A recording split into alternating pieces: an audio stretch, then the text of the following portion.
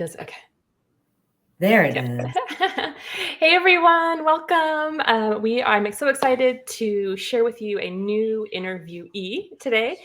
Bree Sprague, she's joining us from Florida today. I'm back in Idaho, so having Florida dreams again. It's cloudy here today. I'm like, oh, I miss the beach.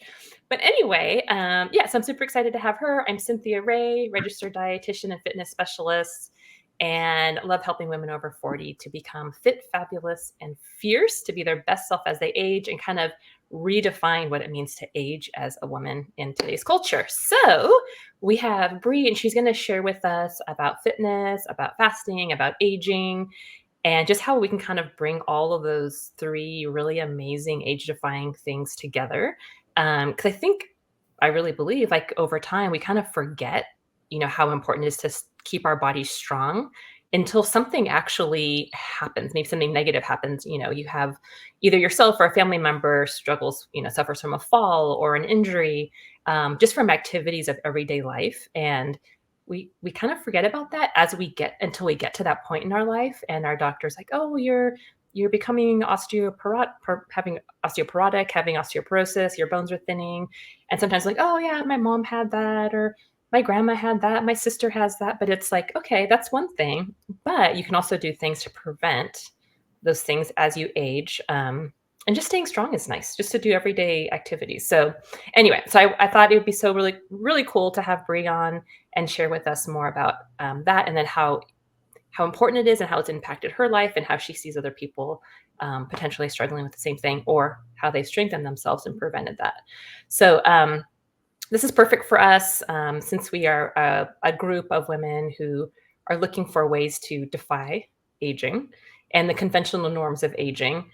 And I think too, one of the most important things too is prevention. I talked about that just a second ago, but prevention.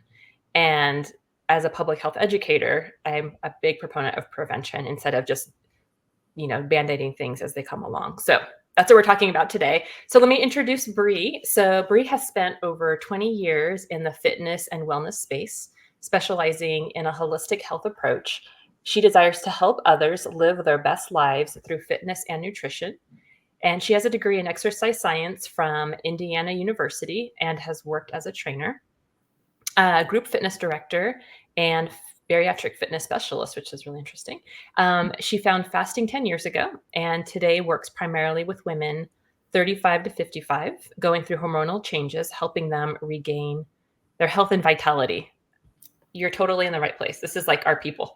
you're in our tribe. And it's funny because the last couple of women we spoke with or got to know, whenever, like, our keyword in our group is castor oil. Like, if you like castor oil for skincare, we're like, oh, you're part of our tribe. Or if you're into fasting and aging, you're part of our tribe. Well, I have a whole bottle of castor oil actually in the other room, and we use a castor oil shampoo. So oh, really? Oh, yeah. So how does the castor oil shampoo, is it just really moisturizing, or? Actually, so it's a brand, that Kiddish brand, that makes bar shampoo, Okay. right? Oh, And they have a yeah. castor oil one that is just fabulous. But I try to do at least once a week, like a castor oil treatment on my scalp too. So I unfortunately I have fine hair, but I have a lot of hair. So so I find that it just helps keep it healthy all around. Okay, yeah, you're in. You said all the keywords. That's funny because my boys, unfortunately, they have like drier scalp, so kind of like they've been getting dandruff as they get older. And so I told them, I'm like, I have a castor oil mix that you can put on your head, and it'll help to relieve. I guess it's like scalp eczema, really. Yeah. But anyway, so they'll get there eventually. I just have to get them to do it. But yeah, awesome. Yeah. So actually, in last week too, or last interview we did was with a skincare and makeup artist. And she was telling us about the importance of using bar shampoo instead of liquid because of the aqua. Aqua, the first ingredient, was toxic, I guess. Yeah. But anyway, that's so funny. It's all coming together. See, we're all doing the same thing. That's and so I cool. switched over to bar shampoo, probably about a year ago. And although I just did a quick blow dry, my hair's not fully camera ready, but my hair has never been healthier. Yay, that's important. I know. I just stuck my hair up real quick. I'm like, all right, let's go. But yeah, it works. I know. I love that stuff. That's so cool. Okay, awesome. All right, so let's dive a little deeper and allow Bree to reveal everything fitness and fasting and prevention. Um, so tell us a little bit about yourself. You mentioned in the bio the population you serve. How did you start kind of on this journey of understanding the importance of fasting and fitness? And you mentioned like 10 years ago you discovered it. So anyway, yeah. So tell us more about how that came about for you. Well, I got into exercise and nutrition in general because, I was, for lack of a better term, I was a fat kid in the 80s, right? And I think my mother put me on my first diet at 7, which, trust me, I've worked on a lot of therapy with that one, but it's all part of how you get from one point to another. And in hindsight, I mean, compared to what childhood obesity is today, I was a little heavy, but I wasn't nearly with what our country is struggling with, and most of the developed Western world, what we're struggling with right now with obesity.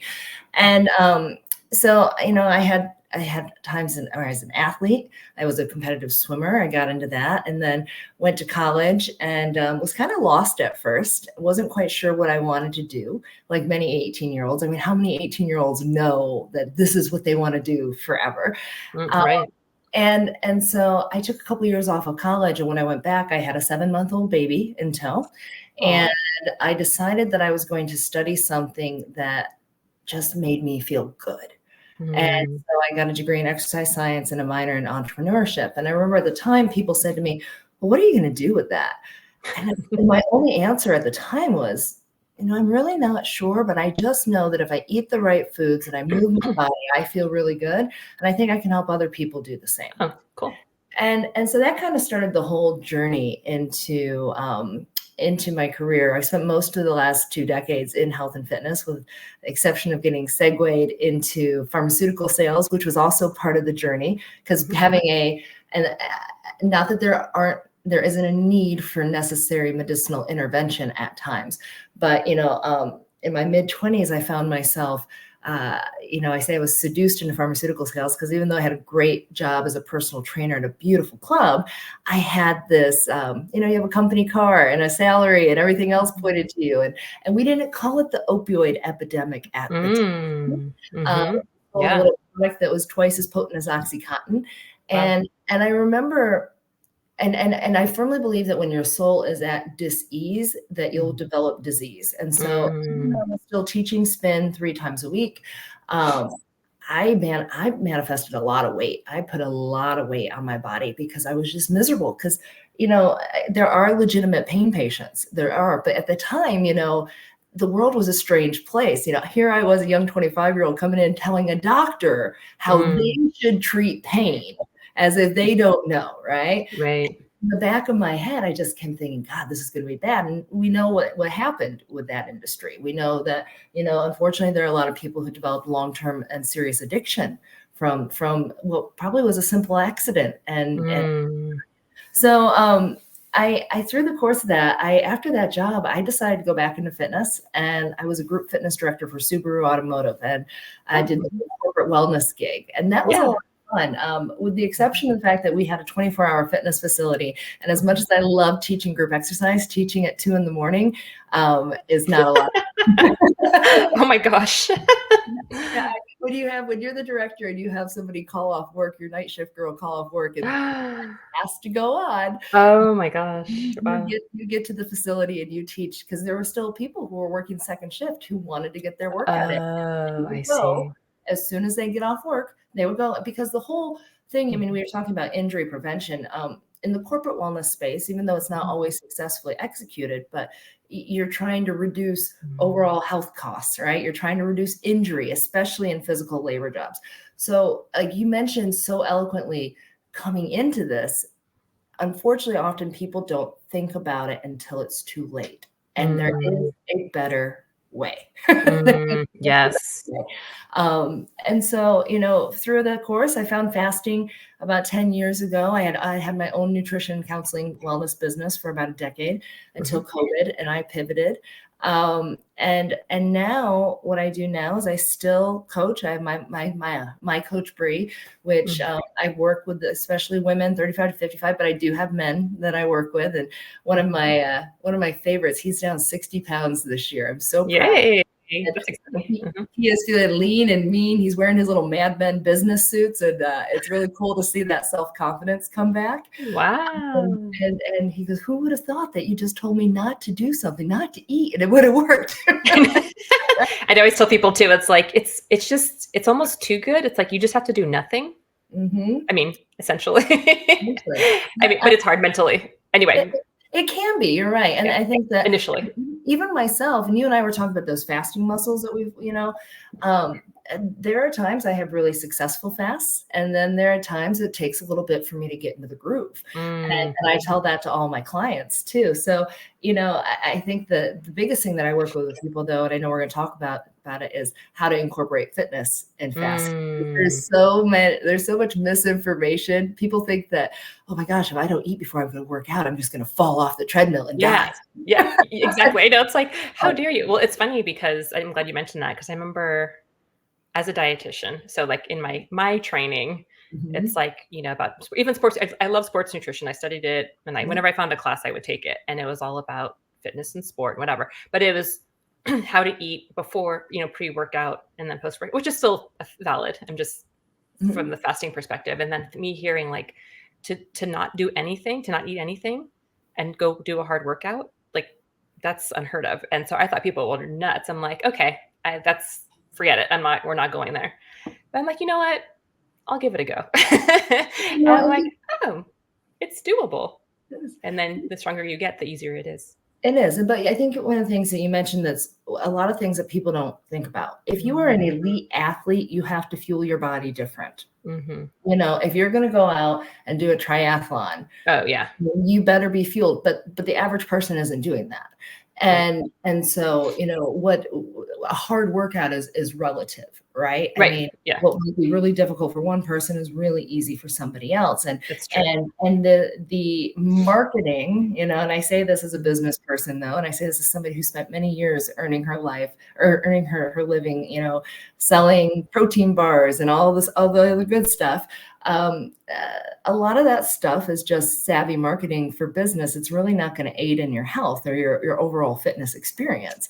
Right. And so, I think that's important. I mentioned I used to work with bariatric patients, and that was a very unique population, people who needed a surgical intervention coming in, which I do think that there is a place for some people. It's very necessary and life-saving. But, getting that mindset to switch. Well, what does the nutrition look like for the rest of my life? What does it look like when I go and work out? What do I need? And so, all populations are different, but the beautiful thing about fasting is, I think it's the best kept secret in so many ways, especially for what it does for your hormones and how you're able to put on more muscle mass and how you're able to have increased energy and vitality. And so, yeah, it's so cool. Okay, so let's talk about that since we're going there anyway.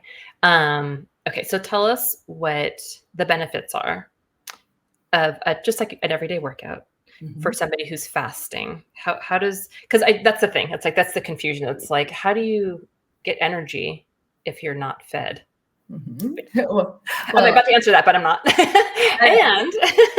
and what makes, just I guess educating people so they don't feel nervous or concerned about the concept. Okay, absolutely. So obviously we know about the two metabolism. You have a sugar burning system, you have a fat burning system. And how I like to describe the power of fat, which most everybody, unless you are somebody who's severely malnourished, has had a history of eating disorder, exceptionally thin, which with America, they're saying the post-COVID overweight and obesity rates are going to be around 82%. Wow. We're pretty good. We're pretty good about having enough body fat on our bodies for survival, right? And so I think what I like to explain to people is this. How did we light the world for years before electricity was ever even a thing? We lit it with whale fat, We had the whaling industry, we had whale fat, street lamps. That's how we lit the world, most of the world for years. Mm-hmm. That shows you the power of Mm-hmm. fat in general. And I think when it comes down to your fitness, I always tell people, for my own personal self, I listen to my body. I'm going to be very intuitive. If I am tired, Mm-hmm. I'm not going to go super hard, right? Mm-hmm. Mm-hmm. And especially when I'm doing an extended fast, I'm very intuitive and really in tune with my body to say, how do I feel? But for most people, getting up and also working out in a fasted state, there's a lot of mixed research, right?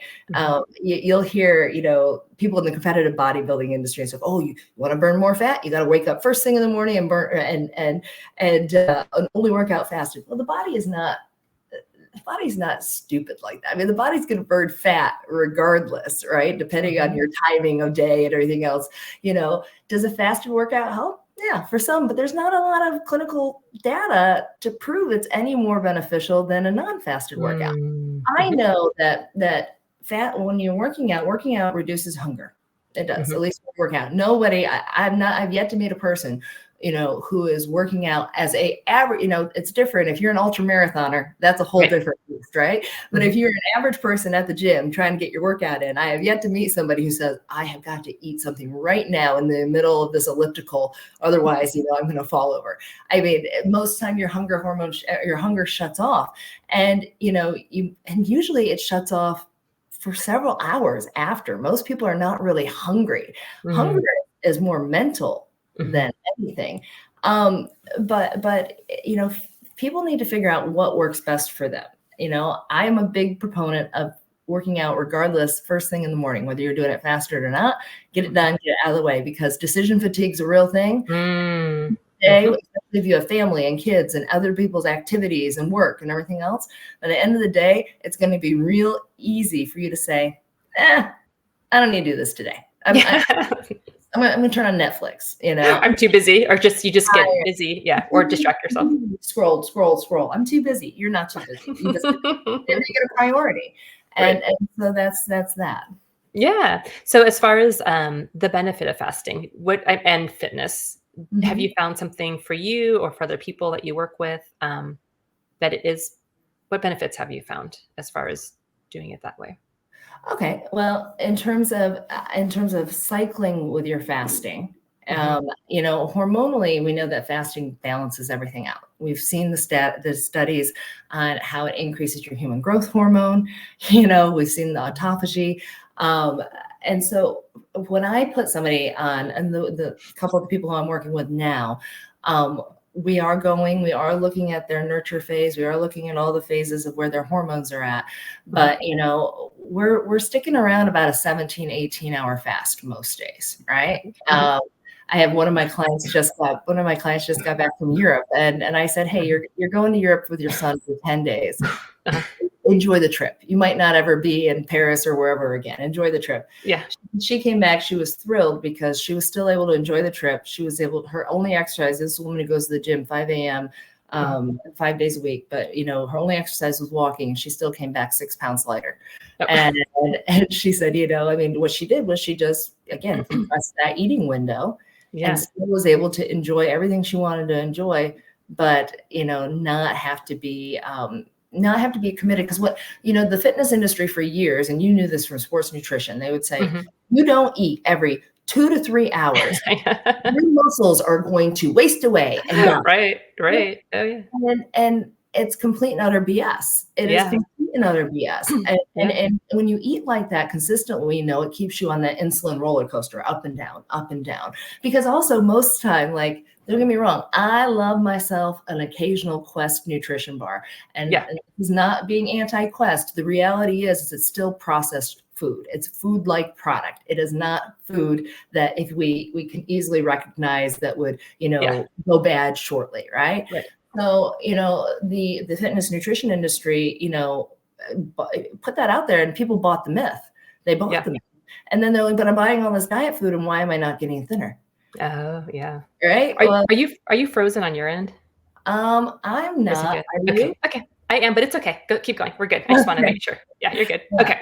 I'm frozen, or you're frozen. I don't see myself as frozen. Okay, good. We'll keep going.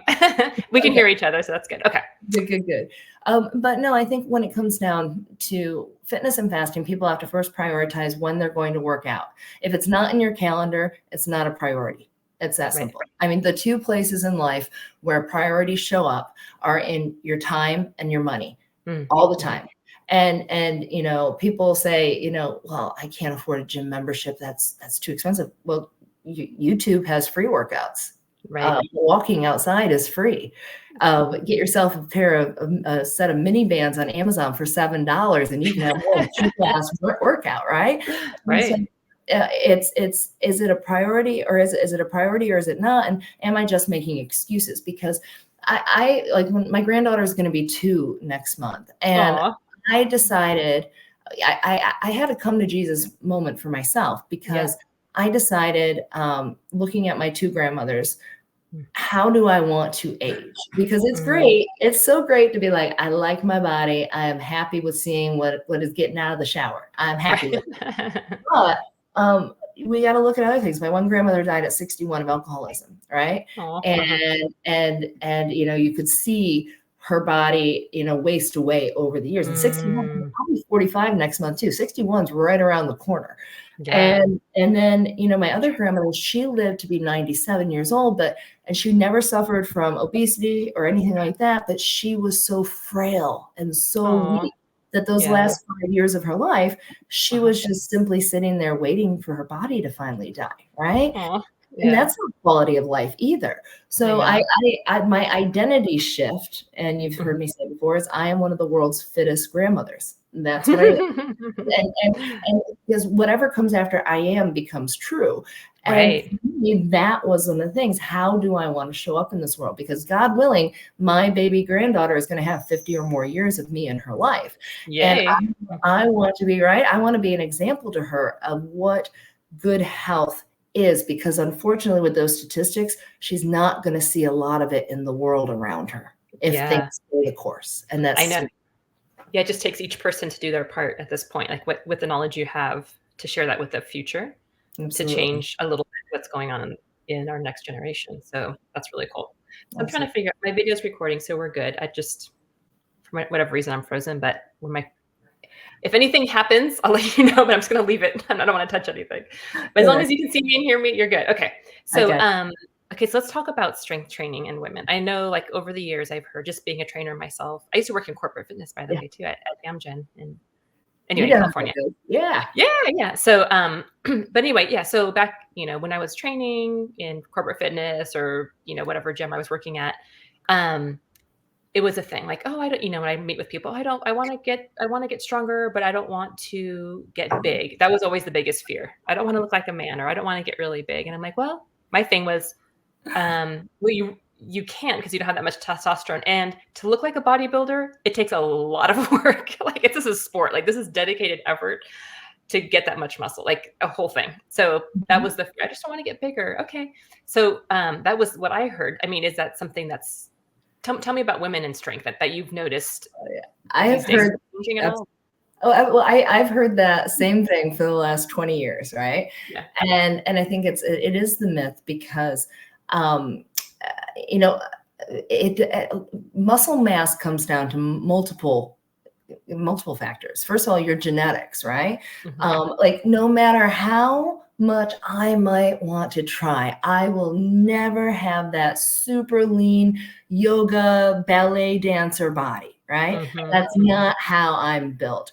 And I can appreciate that. I appreciate those women who have that. I think it's great, because a lot of them are super strong, even though they're really lean. That's just their muscle mass. That's their genetic makeup. I always tell people, I have big German genetics, but I've also been lifting for 30 years, right? So when you mentioned bodybuilders, it takes time. And I did a little bodybuilding in the past. I won't do it again. I mean, it's a great sport, but it's a mentally taxing sport as well. And there's, I have friends in it who absolutely love it. But, when I want to get big thing, I always also talk to women, muscle mass, a pound of muscle, a pound of fat, which weighs more? And people are like, oh, fat. No, a pound is a pound is a pound. So that pound is a pound, but that muscle mass takes up to 3 times less space than that pound of fat, right? So, I always laugh, there's that, it floated around a meme that floated around in the fitness world. Remember that Dwight character from The Office? And Yeah. it said, it was him sitting, looking all Dwight-like, and it said something like, I don't want to lift weights, I'll get bulky. And he said, cupcakes. Cupcakes will make you bulky. That's cute. It's true. Yeah. And it takes more and more, I think the more representation we have of women living healthy lives that are strength training, and the strength training that, like, I talk with my clients about now, the strength training I teach at Orange Theory, because I am not, I could be, but I'm not a sports performance trainer. I'm not out there training that specialty athlete. In fact, when I did some races last year in High Rocks, I had a sports performance trainer coach me because I needed that push, right? Yeah. But when it comes down to activities of daily living, like I explain, why do we want our legs to be strong? We want our legs to be strong so we can get up and down off the floor with our kids. We want our legs to be strong so we can get up and down off the toilet. I used to teach at a group at an assisted living facility, and we would do what I called potty squats, because once you lose strength in your legs, you become dependent upon somebody else. Yeah. Those are the things, those are the mindset shifts I start working, because, God willing, we're all going to, be wrinkly old bags of skin at some point, right? But, I look at some of these people. There's this gentleman at my gym who's in his 90s, and he is crushing it. He is wow, that's so cool. strong. But and also, when I remember, one of the most impactful people I had in my life was when I was in college. I had to take a yoga class, and the yoga instructor, her name was Cherry, and she had been teaching. She was 85 years old. She had been teaching yoga for 50 years, right? Wow. And so, I mean, this is the head of her Lululemon, crowd and everything, right? She was kind of a trailblazer. So, I think about that, shifting in mindset of healthy aging. We lift weights so that we can function in daily life. When I'm working with clients, and when I'm teaching class at Orange Theory Fitness, say if we're doing a shoulder press or pushing something up, I'm like, we're going to put something up on that back shelf, right? That's what we're going to do, pushing up in the back shelf. When we're doing glute work, I always tell people our butt is for more than just looking pretty. The butt is the brake for the back. And also, walking gait starts with the initiation in the glute. And you look at, down here in Florida, where there's many retirees, you look at some of these older people, and they start to shuffle side to side. They've shuffled because they've lost all strength in their glutes, in their backside. Right. And then you'll hear this all the time. And you mentioned it briefly earlier. People are like, oh, like they were in such great health until they just fell over when they broke a hip, and then it was all over. Well, yeah. Because the reason we need muscle mass is because we need to know how to fall as we get older. We need to know how to protect ourselves. And if you don't use it, you will lose it. Yeah, and it seems like, I mean, the amount of muscle loss that happens, I think it's over 40. It's pretty significant. So how does, just kind of switching gears a little bit, how does fasting help with the prevention of muscle loss? Have you seen anything about that? So Dr. Jason Fung, who I absolutely love, he put it so eloquently in his Jason Fung way. And if you're not familiar with his work, I highly recommend you look at it. He can be a bit abrasive, which is part of his charm. I like it because he's very upfront, he'll tell you how it is. Okay. And he talks about how the body is not stupid, right? Because you'll see people who say, oh, your muscle's going to be eaten. And he talks about how the body is going to metabolize things like connective tissue and things before it really goes for the muscle. And for lack of a better way of saying this, I say this to my clients. I say, have you ever seen a starvation victim with a bunch of loose skin? Oh, well, no, I haven't. Well, that's because before the body goes for the muscle, the body's going to eat the other parts, because it's not going to take the most valuable organ it has. Right. And eat it. And so when it comes to strength training in general, you can gain muscle at any point in your life. What has to happen is you have to have your mindset right to realize it takes time. You can gain fat a lot easier than you can gain muscle. but it's not impossible. At any age, you can gain muscle, but to decelerate the loss of muscle, you got to go and pick up some heavy things and put them down and make it a priority to do it regularly. Compound interest. And with fasting, the benefit of having the increased, human growth hormone and everything else is you're letting your hormones work to your advantage. Yes. I mean, and not that there aren't those who deal with hypoglycemia. There are some people who struggle with that. I've only ever experienced exercise-induced hypoglycemia once, and I was in a race in Chicago, and they had to pull me off the course. It was pretty devastating. My blood glucose, and I wasn't fueled right for that. My adrenaline crashed, and my blood glucose when they pulled me off was down to 51. Now, here's the funny thing, though. When I did that 21-day fast that you saw, I was in the low 50s the whole time, and I felt spectacular. But difference is my body was fat adapted during that fast, where my body was not fat adapted during that race, and therefore when I crashed and burned hard. Right. So it takes time to get to that place. You have to understand the switch between the sugar and the fat burning system. Right. So just like train, like it takes time to train your body, like anything. I always think of it like exercise. You have to train your body. Like if you want to do a marathon, you have to train your body to do a marathon, not just get off the couch and start running 27.2 miles. That sounds miserable. You're thinking, wow, fast, even just a 72-hour fast when you're a beginner, you're like, what? You're like, that sounds miserable, right? But it's like once you get strengthened over time. You're so right. I will have people who come to me because they know that I've been vocal about my extended fast, right? I haven't hidden that. And I'll have people who want to jump into an extended fast who've never done a 24-hour fast. And I say, oh, no. Yeah. Like if you want this to be an enjoyable experience, it's baby steps. You have to be able to crawl before you can walk, before you can run. Right. And I remember, when I first started doing how I was introduced to fasting is actually men's health and fitness. Remember they used to have this eat this, not that kind of a thing. Well, they wrote a book called The 8-Hour Diet, right? And I hadn't explored any other. It was the first time I was given this concept of what do you mean 8-hour diet? You mean I can just whatever I'm eating, I can compress into this one window. And that was my first introduction to it. And lo and behold, it worked. And I hadn't even really changed my nutrition all that much then. I just compressed the time. That's cool. And so, but that being said, maybe if we talk about nutrition, I know you want to talk about that. Yeah. When I work with people, I don't count macros and I don't count calories. The only thing because especially the whole, you did a great thing on it recently about the calorie myth, the whole, the law of thermodynamics is great for like an engine, but it doesn't really work for the human body. Right. Exactly.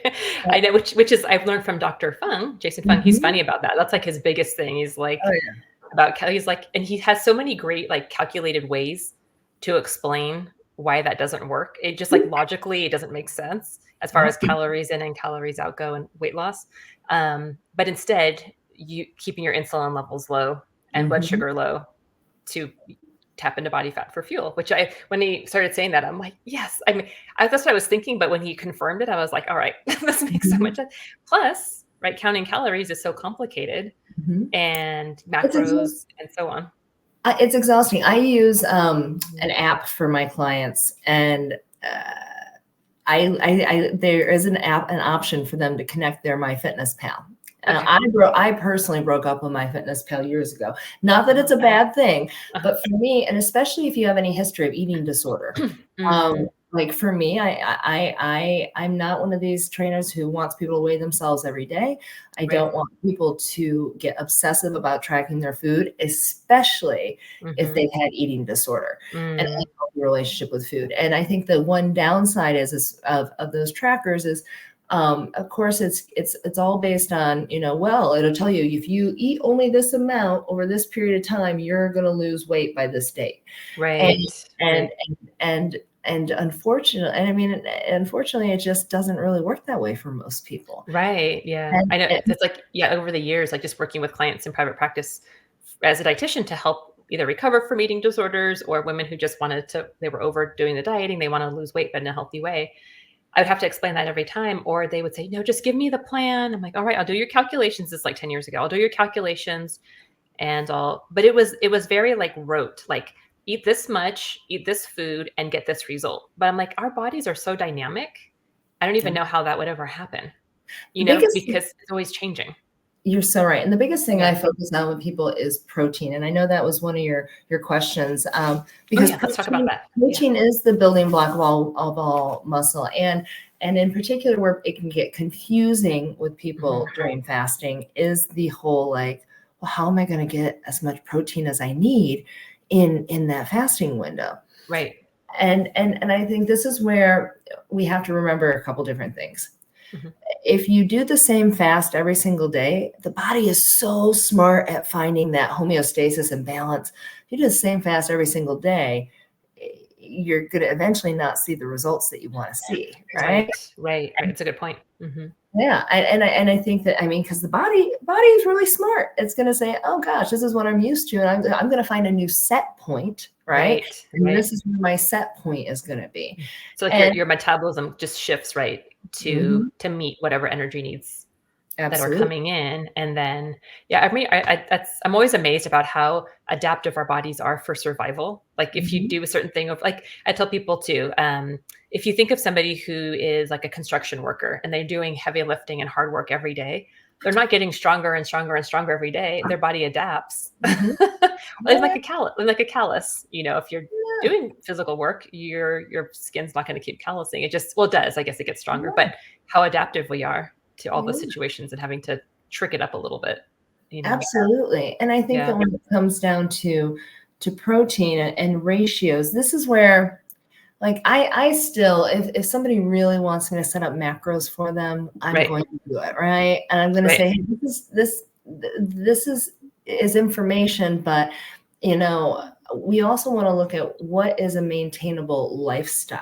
Are you going to pull out your MyFitnessPal every single time you eat something for the rest of your life and measure everything, and not that, it isn't important to watch portion size. I'm very much, oops, are you there? Oh yeah, there I am. Yeah. I'm back. Can you hear me? Oh yay, I'm back. Yay, my computer reset. Okay. Anyway, the understanding portion size is crucial. And also understanding that, like, if you eat too much of one thing, like protein needs to be a priority. If you eat too much protein, any one macronutrient, your body will store that as. Right. So that's okay. I don't know if you saw it. So I posted that the other day and I was like, okay, whoever needs to hear this, like too much protein can lead to body fat gain. And they're like, wait, what? And that's why when I added this question in for you, because I was like, there's such I guess there's so much conflict in anything in the health world. There's like a lot of controversy, right? So, and it's really comes down to what's it called? Like a colloquial. So it's like whatever happens to you, what you've experienced yourself, what you've experienced with working with other people, what you found is the best outcome or the best path to get to from point A to point B. So, some people will argue, oh yeah, you need lots of protein for hormone balance, which I could see there's a place for that. Or you need lots of fat, which I know that because it's a precursor to hormone building. And then like, well, you need it. Because people were replying to my post about protein. They're like, oh, well, my doctor said that we need about 140 grams per day. I'm like, that's hard to get, first of all. So I don't really, that's why I want to kind of throw it out there. Like, what have you found? I mean, for yourself personally. 1 second. I'm trying to make sure my computer doesn't die. Yeah. There we go. We're plugged in now. Okay. Yay. Hold on 1 second. Yes, we're plugged in.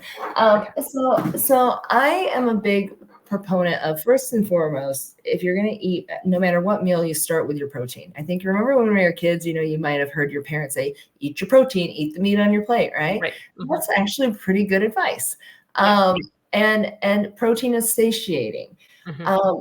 The amounts of protein people need per meal for women, you look at some of the research and you're saying at least a minimum of 30 grams of protein, but I believe in protein loading, meaning that your first meal and maybe your last meal before you end, those will be your more heavily dominant protein meals, right? Okay. Of 30 to 50 grams, right? 30 grams. There's not really a whole lot of reason to exceed 50 grams of protein from what the research says in one meal, in any one meal.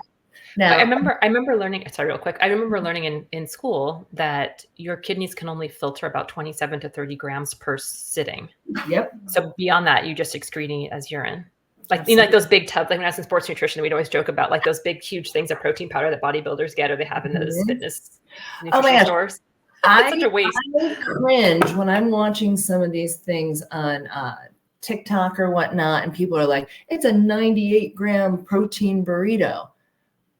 Like over too much? Like, no. Now I'll tell you probably the times for myself when I'm approaching an extended fast, anything over 72 hours, where I actually my meal that I start with, and this is just my personal thing, that I'm not saying everyone needs to do this. I will eat a very big grass-fed ribeye steak. Okay. And I will have grass-fed garlic butter on top of it. So kind of like fat fasting in a way. Kind of, yeah. But I still have that. I still have a pretty good ratio of fat to protein. But it's also left my hormones and left me at a place where I'm full, right? I'm really full for a while. And when I say really big, I mean it's still probably it's like 12 ounces. So that's still more than you really need. But sounds good. It's delicious, and I'm using that strategically, not just because it tastes delicious. So I think that, when it comes down to protein goals, women need to prioritize protein. Most women are under proteined. And protein powders, I get asked this a lot. Like I'm one of these people who I even will cycle on and off protein. Like, cause I get, over the last 20 years, I just get sick of protein shakes. I like real food, but people can do what works for them. High quality protein powders is what's really important. Something that's as pure as can be. Because sometimes you're like, oh gosh, like I'm going to eat 2 eggs for breakfast, and then I'm going to make myself a little smoothie with something, and I'm going to get my protein needs filled like a supplement. So if you can't eat enough, then you can just. So what about like collagen? Because I know it's a big one for our group, as we're aging, with collagen and biotin to keep that up, to keep our hair, skin, and nails strong. Do you like any of that? I know we kind of do that sometimes in our group, but I love biotin. I take biotin every single day. Okay. And that is one. And I also, in terms of hair, skin, and nails, I've been taking lysine for probably 15 years. Lysine is a supplement I do not miss out on at all. So tell us about that one. So lysine is an essential amino acid, essentially, that you can't get from plant source, has to come from an animal source. So I take 1,000 milligrams of lysine as a supplement. And it's specifically geared towards your skin integrity, your skin. Also, vitamin C helps with collagen too. So I'm also 1,000 milligrams of vitamin C every single day to help with that as well. That's good to know. But in terms of collagen supplements, I've tried many different ones. Right now, I think I have the Bulletproof collagen up in my, and I like Bulletproof as a brand, up in my cabinet. But that would be one that collagen, I would say I'm pretty weak on in terms of consistency all the time doing it, in terms of figuring out what is the best way for me to take it. Sometimes I've taken it in liquid forms in the past. I would say I'm just not married to a certain brand as of yet. Okay. Just curious. Okay. So we're getting there. We have some time still, but I'm just kind of thinking of a last couple minute thing, can't talk right now. The last minute things or whatever. I don't know. Anyway. So, as far as like for yourself, for like, let's say for fasting, going back to fasting and fitness. So with exercising while you're fasted, what have you noticed, like a bigger, like, is there more of a benefit for you specifically, or do you feel like for you it can go either way? Do you feel better? Do you become more fat adaptive by exercising without eating? I don't know. What have been some of the things that you've noticed? Going back to that being in tune with my body. Okay. Oh, that's right. So a couple things when I do an extended fast, we'll say. So when I do 72 hours plus. Okay. when my body flips from sugar burning to fat burning, Okay. I do have sleep disruption for a night or two. Yeah, right. I remember that. Yeah. Yeah. Mhm. And that I know it's going to get better. It doesn't, and I have sleep disruption, but it's not like I'm exhausted, right? Because I'm in this Right. fat burning mode, Right. burning Mhm. fat like crazy. But I would like to have more than an hour or two sleep at a time. Right. And I also, when I sleep like that, or when I'm a big believer of not having a TV in my bedroom, and I've got the meditation music on and everything. But when it comes to my workouts, I've had workouts where I've gone in, Mhm.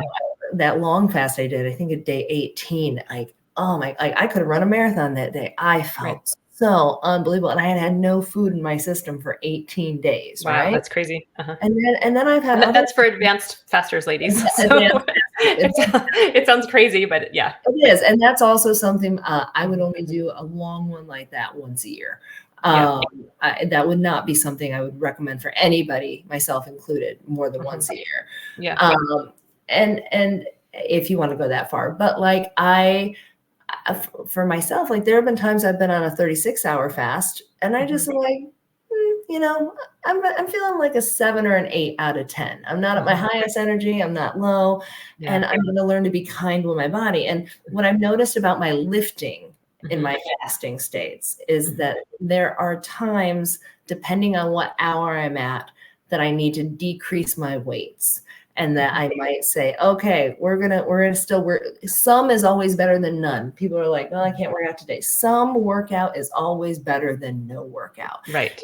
And if I can't lift as heavy right then, Mhm. because Mhm. my body's trying to find that baseline, that Mhm. homeostasis, then I'm gonna change up the repetitions a little bit. I'm gonna decrease the weight. I'm gonna change the Mhm. exercise. I'm gonna be gracious. I'm gonna feel grateful about what my body can do Yeah. in the gym versus what it can't do. Got it. So you do make the most of your time and how you feel, like you said, just be Always. intuitive. So then what would you recommend for like ladies in my group or just women over 40 as far as strength training? Like how many days a week, what types of things, stuff like that. I would say it's no less than 3 days a week of strength training. Okay. It can be, if you can get in 4, maybe even a 5, that's great. But, no less than 3 days a week. Okay. Large muscle groups and compound movements. So Okay. it can be very time efficient. Like when a lot of times people think, well, I go to the gym and I'm going to be here forever. And if you work out in traditional old school bodybuilding way, yeah, you better expect 2 hours in the gym because you're going to Right. do 5 chest exercises only, 5 back exercises, right? Right. But how I write programs for my clients Uh-huh. are efficient. I want them to be able to get a kick-ass workout in Okay. 30 to 45 minutes, right? And I also want to try to incorporate the cardio. I'm a big believer, obviously I'm an Orange Theory fitness coach. I'm a big believer in heart rate zone training. Okay. And keeping your heart rate elevated. And if you have an iWatch or any type of other tracker, those are great tools. There's a product called MyZone. I haven't used it personally, but I have had clients and other people who love MyZone, Okay. all about heart rate zone. And so things like, squats to press, right? Because Mhm. again, think about functional movements in life. We're all going to have to squat down, pick something up, and put it up over our head. You're working Right. multiple muscle groups that way. I do things like if you grab a dumbbell, I'll tell people all the time in class, like, oh gosh, we're going to do suitcase squats. And my guess is every single one of you have gone to the airport with a 50-pound suitcase, so you can pick yourself up a 50-pound dumbbell, right? You Right. might Right. be able to do 2 or 3 squats, but Mhm. if you don't stress the muscle, you're getting some benefit, but you're not going to get the maximum benefit. You're not going to get Right. strength gains. And again, ladies, as you decrease body fat and increase muscle mass, your body's going to go in, Mhm. you know. Right. And I mean, oftentimes, people have no idea what I weigh, and I laugh because um, men are funny in the dating world, and men who wants to try to, ooh, let me try to pick you up, and I'm like, maybe I should pick you up. You're like, you have no idea. I'm glad that and there's ways of training. Usually the women who get masculine, or they get masculine because they're on drugs that get them that way, right? I know, that's creepy. I know. Yeah. I'm happy to be a big strong girl, as some call it. I mean, I'm 5'9", but okay. Oh yeah, you're tall. I there is a way still to lift weights and keep a very feminine look to your body, That's true. Yeah, it's large muscle groups and things. So many simple things can be done. Squats at home. Even when it comes to walking, 10-minute walks a couple times a day are highly underrated. Like, yeah, just getting to move. Yeah, for sure. And then let's see. What else I have for you? Should make sure I'm not missing anything. Oh, as far as so muscle gain and fat loss and fasting, those are kind of all work together, because our primary, well, not primary goal, but I guess one of the primary goals for our group is aging and body fat loss. So, so before I finish up, how does gaining muscle and fasting play a role in body fat loss? Okay. Well, gaining muscle is a powerful organ, right? And muscle increases your basal metabolic rate. So the more muscle you have, the more calories you're going to burn, and your fuel for your fuel source, and it helps. You're going to gain more, or as you gain more muscle, you will burn more fat more rapidly, because how the muscle is metabolizing that. You're going to have more energy all around. You're going to be able to.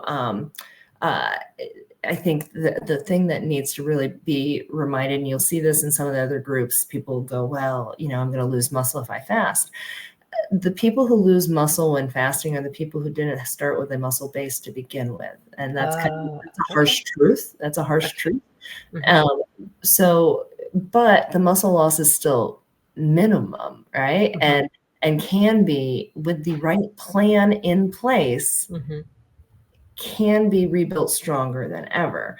But optimizing your hormones, understanding that just what your human growth hormone goes through the roof there. Use that to your advantage. With fasting and fitness and lifting, right? Absolutely. Use that to your advantage. And then one other supplement that I put all my clients on, I take myself, I take with the other two that I think are really important, is creatine monohydrate. Now, creatine, people sometimes are like, oh, am I going to bloat with it?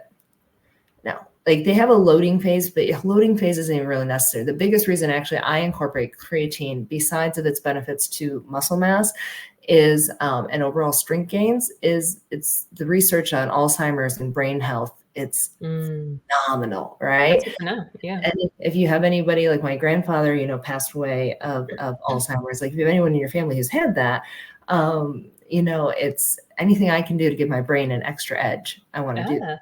And that in ketones too. That's probably helpful for.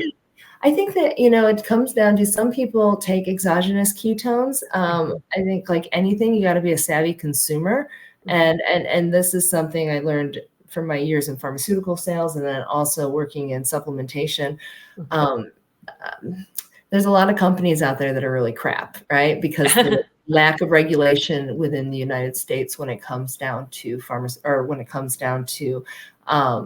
supplementation, right? I could go outside here in Florida, grab some sand, put a picture of you looking cute in your bikini on the outside, and I could sell it most places. Right. And so I think it's really important that consumers do their research and not just buy something from whatever cute influencer says, do this. Yeah. But like DHEA is very, and I'm sure you've talked with them about it. I supplement DHEA because it does help increase the natural testosterone women do have in their body, right? Okay.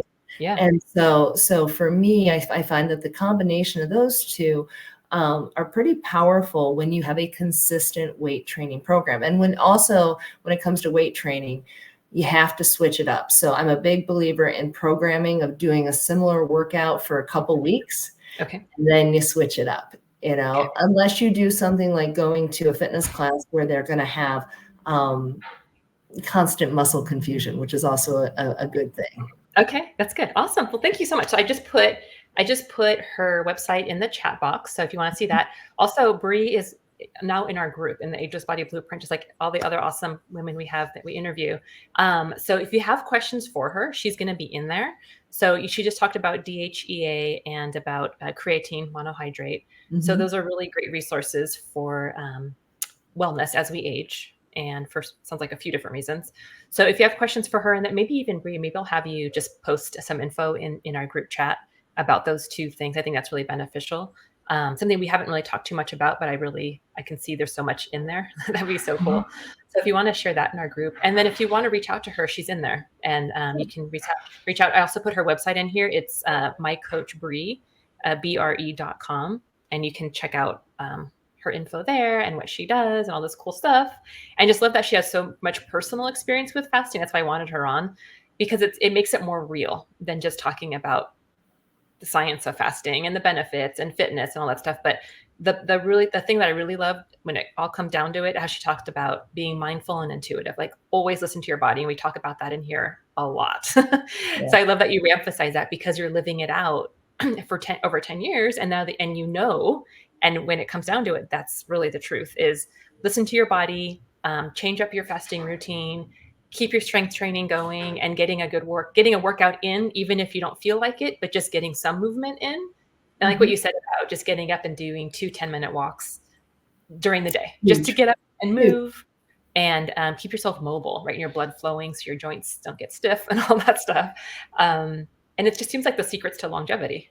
It is. And I think really comes down to thinking about that marginal decade of your life, that last 10 years of your life. How do you want to live? Because, like we all have a choice in how we get older. We all have a choice. Yes. And this is, the only body you have, the only opportunity. And our lifespans on this earth are so short. You might as well make it a great one. Yes. And again, thinking about, how do I want to live? Because there's a lot of people, the mindset of, well, I'm just getting older, or it's in my genetics and this is how it is. And I call complete BS, because you can either be complacent, to it, or you can say, hey, put on your own like fight song. This is my life. I'm going to move forward with it. And I'm going to do the best for me, and hopefully impact the others to do the same. Yes. No, I love, that's a great message. Yeah. That's to not just sit back, and that's why the women are in this group, because they want to be the fit, fabulous, and fierce women that we're teaching them how to be. And that's an option, just like doing nothing's an option. So might as well take this one. So anyway, thank you so much for being with us. Thanks for chatting with me. I hope the recording turned out with my crazy computer. I think it was my Wi-Fi that did something weird, but anyway, we could hear each other, which was good. And and then feel free to interact with people in the chat, ask if add some of that info, which would be really helpful for us. And if we can use you as a resource, that would be even better. I'm always happy to help, and I will definitely get some information in there a little bit later today. That'd be awesome. All right. Thank you so much. I'll talk to you soon. Have a great day. You too. Bye. Thank you. You're welcome.